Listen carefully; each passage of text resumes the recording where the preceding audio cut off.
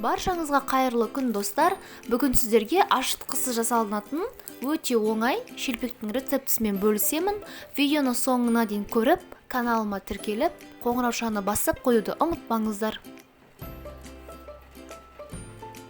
Алдымен бөлек ыдысымызға жылы суымызды, оның үстіне жылы сүтімізді, қантымызды, тұзымызды және де қаймақ болмаса осындай майонезімізді қосып, жақсылап араластырып аламыз.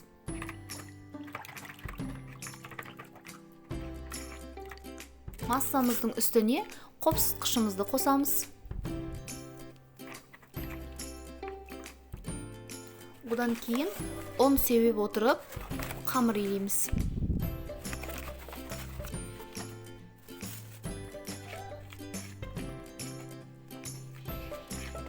Жақсылап қамыр илеп алғаннан кейін қамырымыздың үстіне сұйық май жағып, шамамен бір 10 минуттай тындырып қоямыз.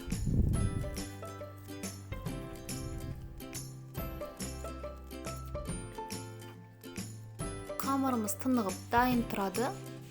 Енді оны бөліктерге бөлеміз. Шамамен 9-10 бөлік шығады. Осы грамдармен. Оларды жеке-жеке дөңгелектеп, иін қандырып қоямыз. Солай шетінен біртіндеп алып, оқтаудың көмегімен жая бастаймыз.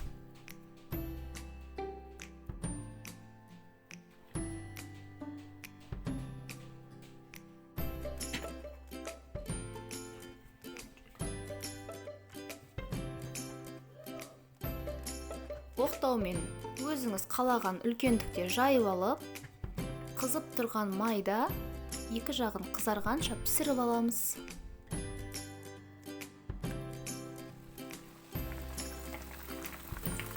Майымыз қатты қызбау керек. Оттың астын орташа қойыңыздар.